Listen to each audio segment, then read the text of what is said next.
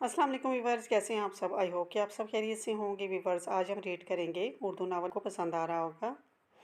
वो वहाँ रखी कुर्सी पर बैठ गया। सामने बैठी लड़की जो अपने फ़ोन में मसरूफ़ थी उसे हैरानगी से देखने लगी। यार, इतना वक्त लगा दिया ऑर्डर लाने में, हद होती है किसी चीज़ की। वेटर लड़की के सामने जूस रखने लगा तो लड़की ने एक बार फिर से देखा, लेकिन इसकी लबों पर दिलकश मुस्कुराहट थी। सर, बहुत माजरत रहा, आपका ऑर्डर। वो जूस लड़की के सामने रखा जगह जब वो हैरानगी से इस लड़की को देख रहा था। आप कौन हैं और आप मेरा जूस क्यों ले रही हैं? वो इससे सवाल करने लगा, जबकि अब तक वो लड़की उसे देख रही थी। फिर एक अदा से अपने बालों को पीछे करते हुए मुस्कुराई। आप मेरी जगह पर आए हैं मिस्टर हैंडसम। ये मेरी टेबल है और ये ऑर्डर भी मेरा है, आपका नहीं। क्या मैं गलत जगह आ गया हूँ? सॉरी, मैं दूसरी टेबल पर बैठा हुआ था कि अचानक मेरी कॉल आ गई तो मुझे यहाँ से जाना पड़ गया। और जब मैं वापस आया तो मुझे लगा कि मेरी टेबल है। कोई बात नहीं, आप एंजॉय करें, मैं जा रहा हूँ। वो उठने लगा था कि वो लड़की बोलने लगी, एंजॉय तो आपके साथ भी किया जा सकता है। मुझे हैंडसम लड़कों के साथ बैठकर जूस पीना काफ़ी पसंद है, वो मुस्कुरा कर बोली, जबकि इसके अंदाज पर वो भी वहीं बैठकर दिलकशी से मुस्कुरा दिया, जबकि इसका सारा ध्यान इसकी घड़ी और हाथ में पहने पकड़े आईफोन पर था, जिससे वो अंदाज़ा लगा चुकी थी कि ये आदमी कितना अमीर हो सकता है। इसके अंदाज से उसे अंदाज़ा होगा। उसने वहीं बैठे हुए अपनी गाड़ी की चाबी निकाल कर सामने रख दी। फिर मेरे ख्याल में हमें यहाँ बैठकर अपना टाइम बर्बाद करने के बजाय एक खूबसूरत सी ड्राइव इंजॉय करनी चाहिए, ताकि आप इंजॉय कर सकें और मैं भी। शाज़म मुस्कुराते हुए बोला था। मारिया ने बेबाक कहका लगाया, काफ़ी इंटरेस्टिंग हैं आप। वो जूस वहीं छोड़कर खड़ी हो गई तो उसे भी उठना पड़ा। सो गई क्या? वो कमरे में आया तो उसे बेड पर लेटे देखकर बोला, नहीं तो मैं तो जाग रही हूँ। वो फ़ौरन उठकर बैठ गई थी। उसके अंदाज़ पर वो मुस्कुरा दिया, क्यों जाग रही हो इतनी रात को? रात हो रही है, चलो सो जाओ। वो ज़रा सख्त लहजे में बोला तो माया के चेहरे पर उदासी छा गई। मैं आपका इंतज़ार कर रही थी, आपने बोला था आपकी इजाज़त के बिना नहीं सो सकती। वो बहुत कम आवाज़ में मनमनाई तो इसका ये अंदाज़ ज़रियाम को और भी बहुत अच्छा लगा। मेरी हर बात मानना फ़र्ज़ है क्या तुम पर? वो इसके करीब आता हुआ उसका चेहरा अपने दोनों हाथों में थाम चुका था। शोर का हुक्म मानने वाली बीवी जन्नत में शोर के साथ होती है, वो बहुत ही मासूमियत से बोली। उसका अंदाज़ ज़रियाम को बहकने पर मजबूर कर रहा था। वो लम्हे में उसे खींचकर अपने करीब करता इसके लबों को कैद कर चुका था। तुम बहुत प्यारी हो माया, हमेशा ऐसी ही रहना, मेरी हर बात मानना तुम पर फ़र्ज़ नहीं है। मेरे लिए ख़ुद को मत थकाया करो। वो उसे अपनी बाहों में कैद करता इसकी शाहरग पर अपनी लब रखता उसे खुद में कैद करता जा रहा था, जबकि उसकी मोहब्बत से भरपूर सरगोशियाँ सुनते हुए माया अपनी आंखें बंद कर चुकी थी। वो इस खूबसूरत लम्हात की कैद में आ चुकी थी जिसमें इसका शोर इसके साथ था। सो गई। उसका सर अपने सीने पर रखे वो कब से अपने गिर्द उसका मासूम सा इशार महसूस कर रहा था। उसकी गर्म सांसों का लफ्ज़ उसे अपने सीने पर महसूस हो रहा था। उसने सवाल किया। वो सर उठाकर उसे देखने लगी। हाँ, सो गई, वो बोलकर दोबारा सर उसके सीने पर रख चुकी थी। उसके जवाब पर वो दिलकशी से मुस्कुराया। मेरी इजाज़त के बिना वो उसे खुद में कैद करता पूछने लगा, हाँ, मैं अब आपकी इजाज़त के बिना सोया करूँगी। बड़ा ही कोई लाड भरा ज़िद्दी अंदाज़ था। यकीनन उसकी बख्शी कुर्बत का ही असर था, वरना वो तो इससे खुलकर बात भी नहीं करती थी। क्यों नहीं? वो पूछने लगा। क्योंकि आपकी हर बात मानना मुझ पर फ़र्ज़ नहीं है, इसलिए मैं आपकी खातिर खुद को थकाऊँगी नहीं। वो इसके सीने पास रखते हुए उसकी बातें दोहराने लगी तो उस कमरे में उसका दिलकश कहका गूंजा, मैंने कहा था तुम्हें मासूम समझना बेवकूफ़ी है। तुम बिल्कुल भी मासूम नहीं हो, बहुत चालाक हो तुम लड़की, बहुत चालाक। उसके गर्दन में मुँह छुपाता वो बेबाकी से उसे उसके बारे में बता रहा था जो वो खुद भी नहीं जानती थी। उसका अंदाज़ चाहत से भरपूर था। वो उसकी बाहों में पिघलती चली जा रही थी, जबकि हर लम्हे के साथ वो उसे अपने करीब तर करता रहा। हमेशा ऐसी ही रहना चालाक सी। एक बात याद रखना, हमेशा अपने दिल की सुनना, किसी की बातों में मत आना। मुझे लेकर कभी भी कोई उल्टा सीधा ख्याल आए तो सीधा आकर मुझसे पूछना, किसी और से नहीं। तुम हक रखती हो मुझसे हर तरह का सवाल करने का। उसे अपने करीब करता वो उसे हक दे रहा था, जबकि उसे सुनते सुनते वो कब नींद की वादियों में उतरती चली गई उसे खुद भी ना पता चला। तुमसे ज़रूरी बात करनी थी बेटा, अगर तुम फ़ारुग हो तो क्या मैं तुमसे बात कर सकती हूँ? अम्मा इसके कमरे में आते हुए इससे सवाल करने लगी, जो अपनी असाइनमेंट बना रही थी एक तरफ रखकर इनके पास आ गई। ऐसी कौन सी ज़रूरी बात है जिसकी वजह से आप मुझसे इस तरह इजाज़त मांग रही हैं? बात ही कुछ ऐसी है बेटा जिसमें तुम्हारा ध्यान मेरी तरफ होना ज़रूरी है, अम्मा मुस्कुरा कर बोली। हाँ ज़रूर बताएं, मुझे आप क्या कहना चाहती हैं? वो इनका हाथ थामकर अपने साथ बेड पर बिठाते हुए पूछने लगी थी। बेटा तुम्हें याद है तुमने कहा था कि हम तुम्हारे बारे में कोई भी फैसला करने का हुक्म करने का पूरा हक रखते हैं, यहाँ तक कि अपनी शादी के हवाले से तुम वही फैसला करोगे जो हम करेंगे। वो उसे देखते हुए कहने लगी तो इसने मुस्कुराकर हाँ में सर हिला दिया। बेटा हमने एक फ़ैसला किया है और मैं जानती हूँ कि तुम्हें इस फैसले से कोई किसी तरह का कोई एतराज़ नहीं होगा। तुम्हारे बाबा और तुम्हारे दादा भी इससे पहले तुम्हारा निकाह करना चाहते हैं। शादी पेपर के बाद होगी। वो चाहते थे कि एक बार तुम्हें इस बारे में बता दिया जाए। उसके हाँ कहने पर वो पुरसुकून सी थी। उसे बताने लगी थी जबकि दिलशाम कुछ भी नहीं बोल पाई।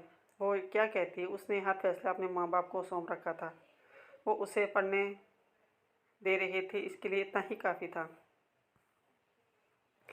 वह इनकी खुशियाँ छीन लेने का कोई हक नहीं रखती थी, सिर्फ हाँ में सारे लागे ही। जबकि अम्मा मुस्कुराकर इसकी पेशानी चूमती कमरे से बाहर निकल गई थी। अपनी माँ के चेहरे पर सुकून देखकर उसे भी सुकून मिला था।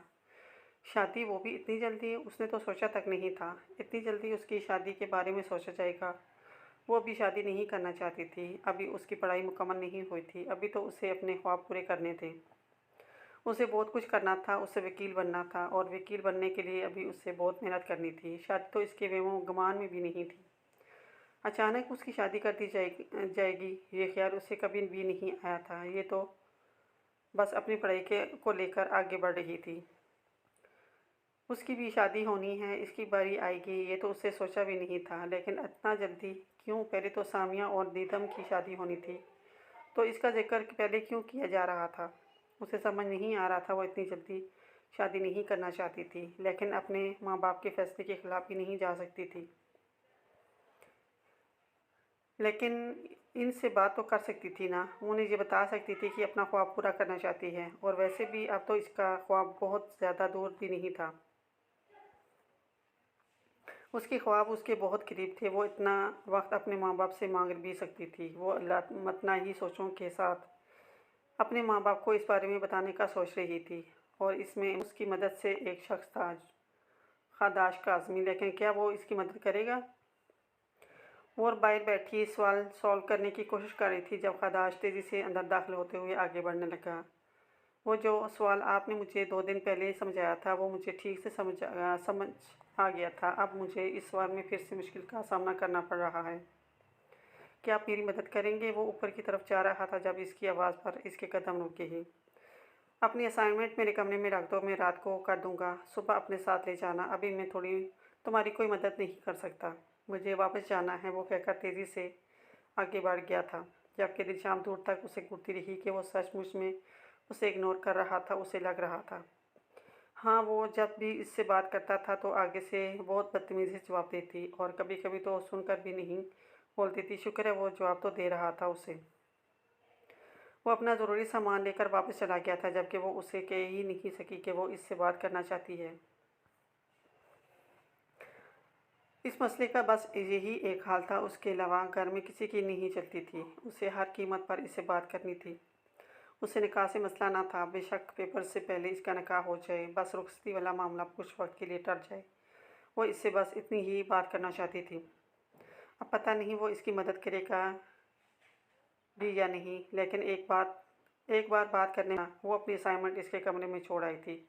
ये भी बहुत ज़रूरी थी क्योंकि इस दिन क्लास में सिर्फ इसके ही सवाल सही हुए थे। वो अब कुछ गलत करके अपनी बेइज्जती नहीं करवाना चाहती थी। सुबह सुबह वो अपने कमरे से नीचे आया तो वो टेबल पर बैठी नाश्ता कर रही थी। हर रोज़ की तरह बेइज्जती करवा रही थी, जबकि वो खामोशी से इसके आने का इंतज़ार कर रही थी। कहीं रात को भूलकर वो सो ना गया हो। अगर ऐसा हुआ तो आज के दिन क्लास में बहुत बेइज्जती होने वाली थी। वो तैयार होकर नीचे आया तो इसके हाथ में इसकी असाइनमेंट भी मौजूद थी। उसने सुकून का सांस लिया था। अगर वो इसका ये काम ना करता तो यकीनन वो उसे अपने दूसरे काम के बारे में नहीं कहती। उसने खामोशी से लाकर असाइनमेंट इसके सामने रख दी थी, जबकि अम्मा उसे मजबूर कर रही थी नाश्ता करने पर। वो जूस का गिलास लेता इनसे वादा कर रहा था कि वो नाश्ता कर लेगा, लेकिन अम्मा को समझाना आसान थोड़ी था। उसे खाने का बार-बार कहती वो साथ-साथ थे, ज़बरदस्ती हरम के मुँह में भी खाना ठोस रही थी। वो मुस्कुराकर हरम को तरस भरी निगाह से देखता। वह इन दोनों को जल्दी से नाश्ता ख़त्म करके बाहर आने का कहकर बाहर निकल गया। उसे बहुत ज़रूरी काम पर जाना था। दिशा फ़िलहाल तो अपनी असाइनमेंट को लेकर परेशान थी, लेकिन अब वो ये सोच रही थी कि वो इससे बात कैसे करेगी और क्या बात करेगी। वो तो इससे बिल्कुल बात ही नहीं कर रहा था और अपनी शादी के बारे में बात करते हुए उसे बहुत अजीब भी लग रहा था। वो कहेगी क्या? बात शुरू कैसे करेगी? उसे कुछ समझ नहीं आ रहा था। वो गाड़ी में अपनी असाइनमेंट चेक कर रही थी, जो बिल्कुल ठीक थी। शुक्र था कि उसने इसका काम कर दिया। कहीं पुरानी दुश्मनी की वजह से वो इसका काम ना करता तो क्या वो सच में एक दूसरे के दुश्मन थे? आज से पहले उसने ये बात कभी महसूस नहीं की थी, लेकिन शायद ही उसने कभी उसे इग्नोर किया था या कभी उसे मुखातिब किए किए बिना आगे बढ़ रहा था। लेकिन आजकल ऐसा कुछ ज़्यादा ही हो रहा था, शायद इसीलिए वो महसूस कर रही थी। आजकल वो उससे बात नहीं करता था, ना ही कुछ कहता था की वजह से। वो बेवजह इससे कुछ ना कुछ कहती थी। अगर उसे ज़्यादा अहमियत मिलती थी तो इसमें इसका क्या कसूर था? ये तो कसूर घर वालों का था, जो बेटियों से ज़्यादा बेटों को अहमियत देते थे। वो तो उससे बहुत नरमी से बात करता था, उसकी बदतमीज़ी को भी नज़रअंदाज कर देता था। आज उसे एहसास हो रहा था कि उसने कभी इस शख्स के साथ अच्छा सलूक नहीं किया, और वो भी सिर्फ़ इसीलिए क्योंकि आज उसे अपना मतलब था। अगर उसे अपना मतलब ना होता तो यकीनन इस बारे में सोच भी नहीं सकती थी, लेकिन आज उसे सोचना पड़ रहा था। उसकी यूनिवर्सिटी आ गई थी और वो इसके निकलने का इंतज़ार करता रहा। जब वो काफ़ी देर अपनी ही सोचों में गुम रही तो आरम को उसे मुखातिब करना पड़ा। क्या हुआ आपू? आज क्या यूनिवर्सिटी नहीं जा रही? मेरे साथ कॉलेज चलेंगी? बहुत मज़ा आएगा, मैं आपको समोसा चाट खिलाऊँगी। वो खुशी से कहने लगी थी, जबकि वो अपने सर पर हाथ मारते इन दोनों को खुदा हाफिज़ कहती जल्दी से गाड़ी से निकल गई।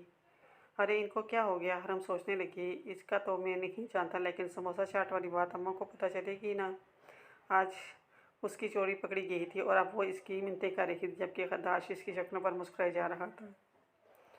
वो क्लासरूम में जा रही थी जब सामने ही सर को स्टाफ रूम में जाते ही देखा। अस्सलाम वालेकुम सर। वो भागते हुए इसके पीछे आते हुए सलाम करती। शाम की तो सुबह सीन हो गई थी। उसने मुस्कुराते हुए जवाब दिया, सर वो मुझे आपको बताना था, मैं अमरूद नहीं खाती और ना ही मैं वो अमरूद खाने के लिए गई थी। तो प्लीज़ क्लास में ऐसा कुछ भी ना कहिएगा, मैं वहाँ अमरूद खाने नहीं गई थी। वो उसे देखते हुए बोली, अच्छा तो आप अमरूद नहीं खाती तो फिर आप वहाँ क्यों गई थी? क्या करने आई थी आप वहाँ? वो सीने पर हाथ बांधे दिलचस्पी से इससे पूछने लगा।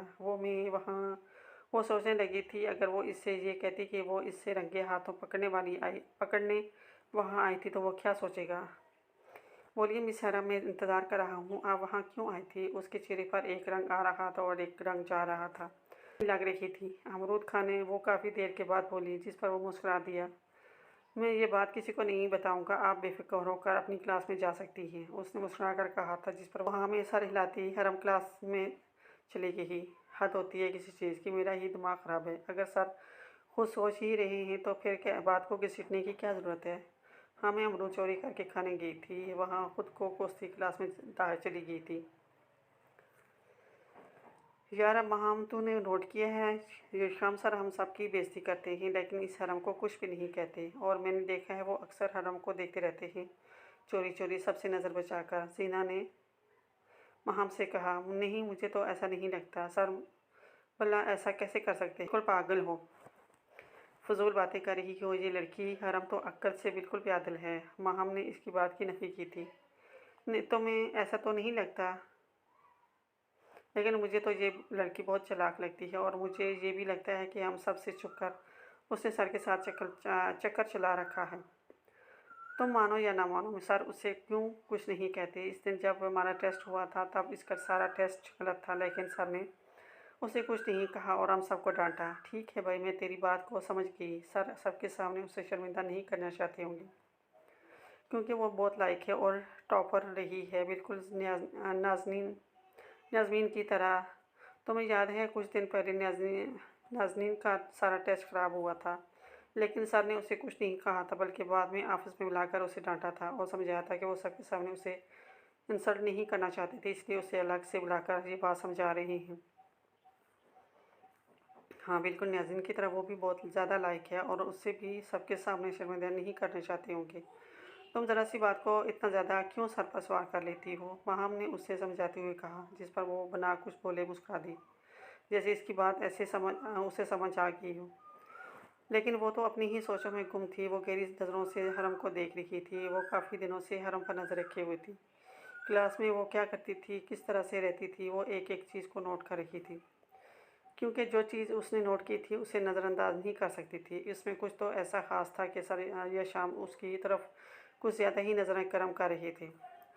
वो क्लासरूम में आया तो सब क्लास खामोश हो चुकी थी और सबके सलाम का जवाब देते हुए अपने काम में मसरूफ़ हो गया। 2-3 बार उसने नोट किया कि ज़हीना उससे बार-बार देख रही है। क्या बात है ज़हीना, आपको मुझसे कुछ कहना है तो कहें। वो जो कब से उसकी नज़रों से डिस्टर्ब हो रहा था, आखिर उससे मुखातिब कर बैठा। वो जो अपनी ही सोचों में मसरूफ़ थी, उसके पुकारने पर परेशानी से इधर-उधर देखकर नफ़ी में सर हिलाने लगी। नहीं, नहीं तो सर, कुछ भी नहीं, मैं तो बस ऐसे ही। वो जल्दी से अपनी सफाई देने की कोशिश करने लगी, जब अचानक ही उसने कुछ बोलने से इनकार कर दिया और मारकर टेबल पर फेंक दिया। आए इस क्वेश्चन की समरी सब स्टूडेंट को समझाएं, वो हुक्म देता हुआ उसे परेशान कर गया था। वो जो कोई पता नहीं अपनी सोचों में कहाँ से कहाँ जा चुकी थी, उसकी बात पर परेशान से आगे आते हुए मार्कर टेबल से उठाने लगी। लेकिन अब उसे मार्कर से लिखना क्या है, ये तो उसे कुछ पता ही नहीं था। वो कितनी ही देर वहाँ खड़ी रही, जब वो नफ़ी में सर हिलाता हुआ हरम को बुला चुका था। आई मिस हरम, आप ये समझाएं क्वेश्चन जिस तरह से मैंने समझाया है, बिल्कुल इसी तरह। उसने हरम को कहा तो वो फ़ौरन उठ कर आई और जल्दी-जल्दी मार्कर से समरी सामने बोर्ड पर लिखने लगी। उसके अंदाज में जोश था। यकीनन इस चैप्टर को वो बहुत अच्छे तरीके से समझ चुकी थी। हो गया सर, उसने खुशी से बताया। शायद उससे उम्मीद थी कि वो उसके काम से खुश होगा, लेकिन उसने उसे वापस जाने के लिए कह दिया तो वो मायूस होगी। जी तो मिस ज़हीना, आपको कुछ समझ में आया या नहीं? यकीनन नहीं आया होगा, क्योंकि खुद से लायक या खुद से बेहतर लोगों से आप समझना अपनी तौहीन समझती हूँ। लेकिन फ़िलहाल मेरी क्लास में आपको इस सब चीज़ों का ख्याल रखना होगा। फ़िज़ूल बातों पर ध्यान देने से बेहतर है कि अपनी तालीम पर ध्यान दें। अगर आपने आगे बढ़ना है तो नाज़मीन यहाँ आएँ और इसको क्वेश्चन को एक बार फिर से अपने अंदाज में समझाएँ कि अगर किसी को समझ नहीं आए तो उससे भी आ जाए। उस पर उसने नाज़मीन को मुखातिब करते हुए कहा तो वो फ़ौरन उठते हुए जल्दी-जल्दी बोर्ड पर समरी लिखने लगी थी, जबकि अब ज़हीना को समझ नहीं आ रहा था कि वो शर्मिंदगी से कहाँ मुँह छुपाए। बेशक हरम लायक थी और शायद यही वजह थी कि क्लास में भी उसे बहुत अहमियत मिलती थी और वो पता नहीं क्या-क्या सोचती रही। न जाने क्यों लग रहा था कि सर को इसकी सारी बातें भी पता चल गई हैं। कहीं सुबह जब ये सारी बातें कर रही थी तो क्लास में सिर्फ महाम और वही थी। कहीं महाम ने तो नहीं बता दिया, लेकिन वो तो सबसे बड़ा डरती थी।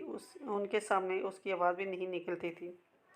तो फिर सर को कैसे पता चला था? उसकी इस सोच का सर का अंदाज़ उससे बहुत कुछ समझा गया था। वो सोचे जा रही थी, जब अचानक ही उसकी नज़र अचानक सामने सीसीटीवी कैमरे पर पड़ी थी। इसके साथ छोटा-सा स्पीकर भी लगा हुआ था। मतलब इस क्लास में होने वाली हर गुफ्तगू को सर बहुत अच्छे तरीके से जानते थे।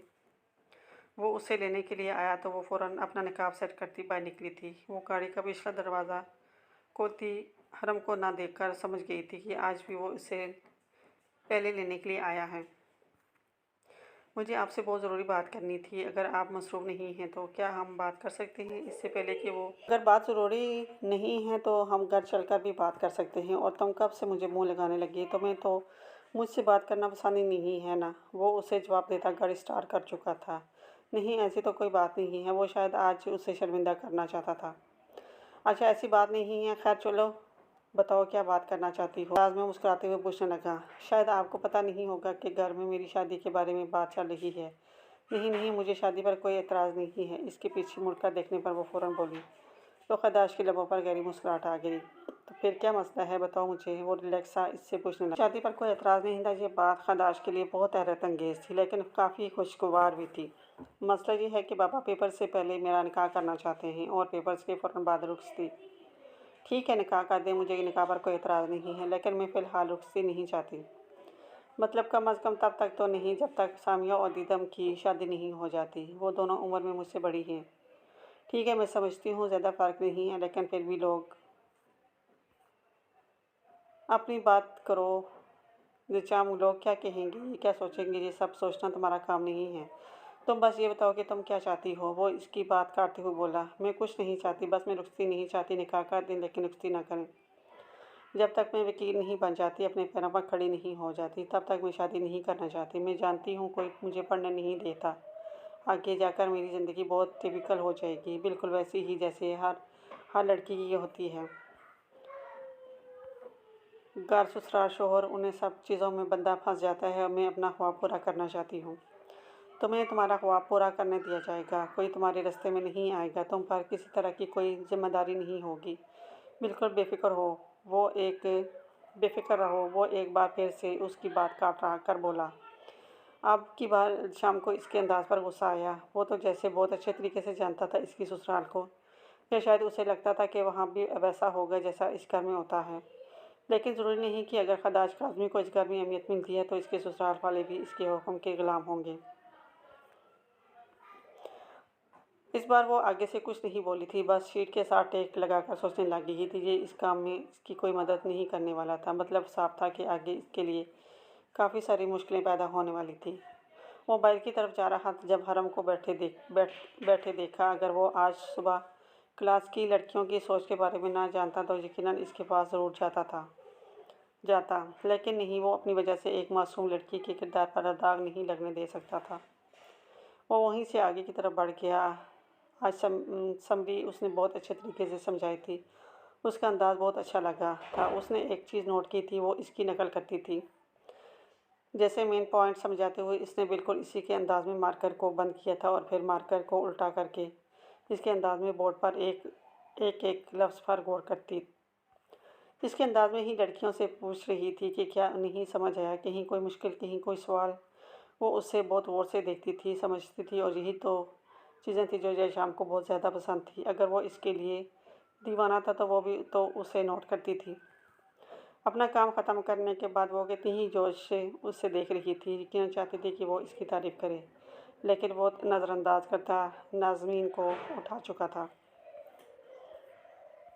जिस पर वो मायूस हो गई थी। लेकिन इसकी मायूसी को भी उसने नज़रअंदाज कर दिया था। उसके सही सुबह वाले चेहरे को याद करता वो मुस्कुरा दिया जब इसका फ़ोन बजने लगा। वो अपने मोबाइल पर आने वाले नंबर को देखकर तेज़ी से एक साइड हुआ था। ये वो नंबर था जिसका इंतज़ार वो बहुत दिनों से कर रहा था। आखिर आज उसे इस नंबर से फ़ोन आ गया था।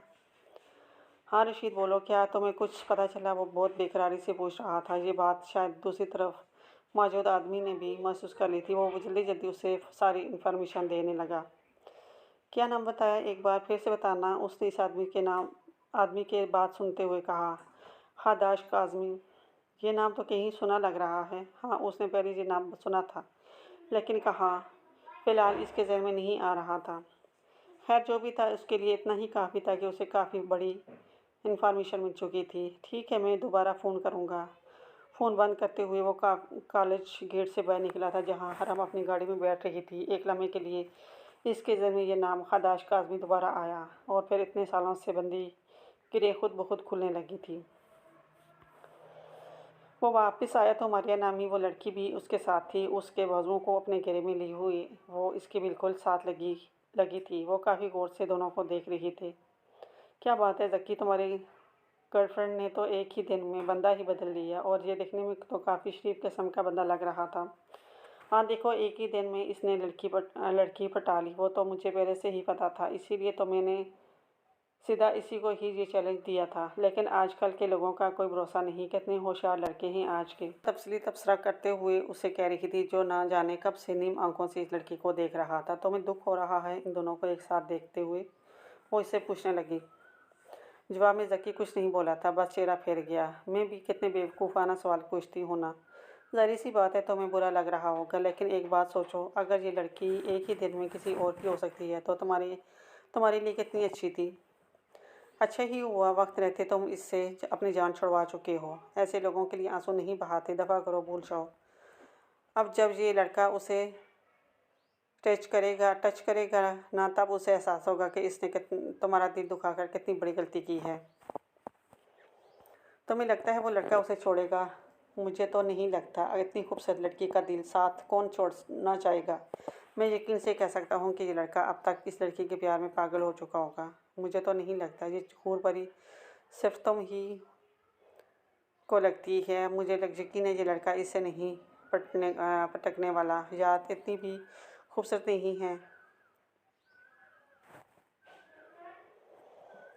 उसने शायद लड़कियों की निगाहों से देखकर कहा था। ज़क्की की आवाज़ जिसने मुड़कर उसे देखा, जिस पर उसने उसे गुस्से से भरपूर निगाहों से उसे देखा था। फिर जैसे जान छुड़ाने वाले अंदाज में बोली, हाँ तो होगी अपने घर में, मैं क्या अब इसकी नज़र उतारने बैठ जाऊँ? और तुम्हें क्यों इतनी खूबसूरत लग रही है? मत भूलो इसने तुम्हें धोखा दिया है और हम इससे बदला लेने वाले हैं। वो लड़का हर कीमत पर उसे छोड़ेगा। बस बात ख़त्म। अभी वो कुछ बोल रहा था क्या चाचा भी इनके पास ही आकर बैठ गए। ये लड़का ज़की उन्हें बहुत ज़्यादा पसंद आया था। बेचारे के साथ बहुत बुरा हुआ था। लड़की ने उसे धोखा दिया था और इसके प्यार से दिल वाली मालकन ने इसके लड़के को अपने दोस्त बना लिया था। रिदम की दोस्त बहुत कम थी, इसलिए चचा ने भी इनकी दोस्ती पर किसी तरह का कोई एतराज़ नहीं किया था। शादी है तो जाना तो पड़ेगा ही ना। अब बेटा नहीं रहा, इसका मतलब ये तो नहीं कि हम भी इससे जुड़े तल्लुकात को ख़त्म कर दें। इसकी शादी में कितने धूमधाम से आए थे इसके दोस्त, कितनी रौनक आई थी। अब सिर्फ बाकर की दोस्ती नहीं थी, तानिया की दोस्ती है इस घर में। शाह साहब और भाई साहब, आप अपने बिज़नेस स्टोर के लिए इस्लामाबाद जा रहे हैं, तो आपकी भी तबीयत ऐसी नहीं है कि आपको शादी पर भेजा जा सके। तो ऐसे में मैंने और तानिया ने तैयारी बांध ली है। बेटा तो हमारा था ना, इससे जुड़े तल्लक भी हमने ही निभाने हैं। आलिया चाची बड़े ही दुखी दिल से कह रही थी। इनकी बातें अम्मी को भी दुखी कर गई थी। आलिया जैसी अल्लाह की मर्ज़ी थी वैसे ही हुआ। हौसला रखो, अब तुम्हारे इस तरह उदास होने से तुम्हारा बेटा लौट कर नहीं आएगा। और या तो बाकर काफ़ी अच्छा दोस्त था और ये तो बाकर का काफ़ी अच्छा दोस्त था। तुम्हें इसकी शादी पर ज़रूर जाना चाहिए। मुझे भी खुशी हुई कि तुम भी घर से निकल रही हो। अच्छा है थोड़ी घूम फिर आओ, थोड़ा तुम्हारा भी दिल हल्का होगा। तुम्हारा थोड़ा माहौल बदल लो। और फिर सिर्फ 5 दिन की तो बात है। अम्मी उन्हें समझाते हुए बोल रही थी। सोच रही हूँ ज़ायदा को साथ ले जाती हूँ। हज़ार तरह के काम होते हैं, शादी वाला घर है, आखिर ये हाथ बटाएगी। मेरी तो उम्र है नहीं काम वाली, और तानिया ये सब कुछ आता नहीं। मेरा तो इरादा भी नहीं था जो अनजहान बेटी को अपने साथ लेकर जाने का। फिर सोचा कि इतना वक्त हो गया है, वो भी घर से बाहर नहीं निकली, बाइक के दुख में ही बैठी रहती है। अच्छा है वो भी थोड़ा बाहर निकलेगी, माहौल बदलेगा तो थोड़ी बेहतरी महसूस करेगी। हाँ बहुत अच्छा फ़ैसला किया तुमने। आलिया तानिया को भी साथ ले जाओ, अच्छा है वो भी घूम फिर आएगी। और बच्चियाँ शादी को काफ़ी इंजॉय करती हैं, अच्छा ही है वो भी थोड़ी बाहर निकलेगी।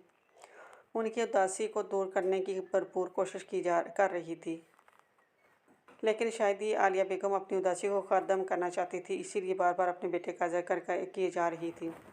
जो चीज़ उन्हें बुरी लग रही थी वो ये थी कि आलिया आजकल बार बार जन्नत के सामने बेवा औरतों के बारे में बताती थी। जन्नत 2-3 बार अपने गुस्से को कंट्रोल करती इनसे कह चुकी थी कि वो बेवा नहीं है, बल्कि इनका बेटा पहले ही उसे तलाक दे चुका था।